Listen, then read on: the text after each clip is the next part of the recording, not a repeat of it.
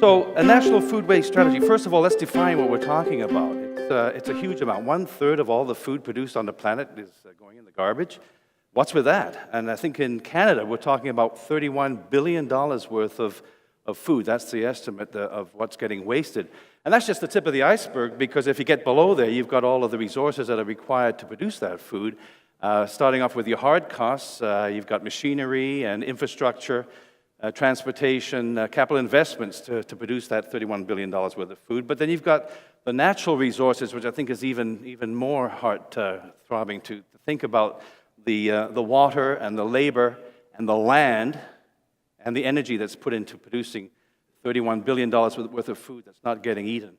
So that can easily triple to $100 million worth of, $100 billion worth of wasted food just in our country alone.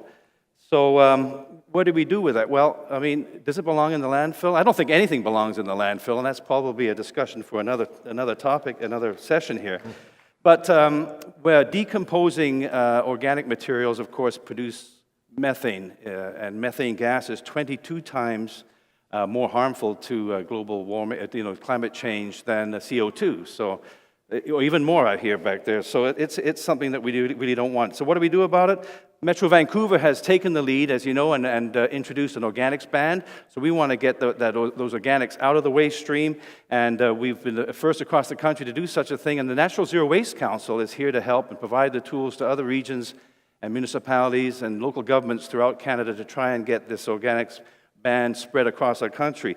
And this has opened up some opportunities for businesses and for entrepreneurs and technologies to turn this waste commodity into biofuel, as you've heard earlier, and into animal feed. So we've managed to make a good use out of this.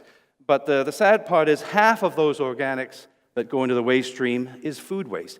Now, I'm a restaurateur, so I have a problem with the term food waste. I think we should call it what it really is. To me, food waste is the little navel on the tomato, the carrot top, the onion skin. Quite frankly, in restaurants, we put a lot of that into the stock pot. But let's call it what it really is. It's wasted food, right? It's food that could be eaten. It can be part of that stream. So these technologies have done a great job of turning some of that food, half of the waste, into dirt and into fuel. So I guess that's a good thing, but is that really the right answer? Wouldn't it be great if we could divert nutritious food from the waste stream to begin with? And that's what the National Zero Waste Council does with all of its initiatives. We try and get upstream of where it's happening. We're not waste management people, but we want to get ahead of the game. And wouldn't it be fantastic to divert that food from the waste stream initially? And so this has been the work of the working committee of the Food Waste Working Committee of the National Zero Waste Council, and they hit upon this concept of trying to get that out of the waste stream and what may be involved in doing that, and that was a tax incentive, because there is a cost to businesses. Half of that food that's in the waste stream, and maybe more than half of it, comes from consumers, and we can talk a little bit more as the day goes through and in later slides about what you and I can do about it. But about 40% of it comes from businesses and industrial food producers, comes from catering and conference centers and so forth. And so, addressing that concern is a big one. So across Canada, we got a hold of 25 local governments to support a resolution that was put forward from the working group to provide this tax incentive to businesses to donate food to local charities and food banks and get it into where community resilience can be built by allowing that food to be available to Canadians. And so that managed to get to the board in a meeting in Ottawa in September, and it was passed and was adopted by the Federation of Canadian Municipalities as one of their policies. And so now the work really begins on how do we make that tax incentive really come to fruition and do what it's supposed to do. So the first thing we want to do is define what nutritious food is. We don't want truckloads of Halloween candy traveling around the town and showing up at food banks.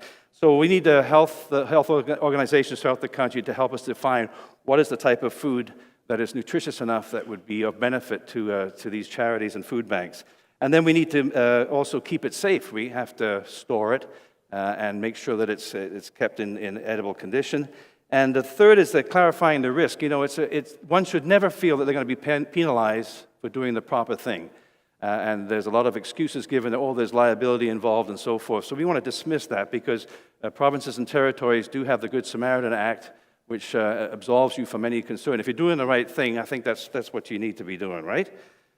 So it's a matter of changing mindsets, and you've heard from other speakers, over half of the wasted food that shows up in the waste stream comes from consumers, from you and I. So we need to change our attitudes.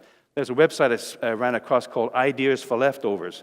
And maybe we need to do a better job of planning our meals. And, in my case, it's having a shopping list rather than just pushing the cart down the aisle and filling it with whatever I can find.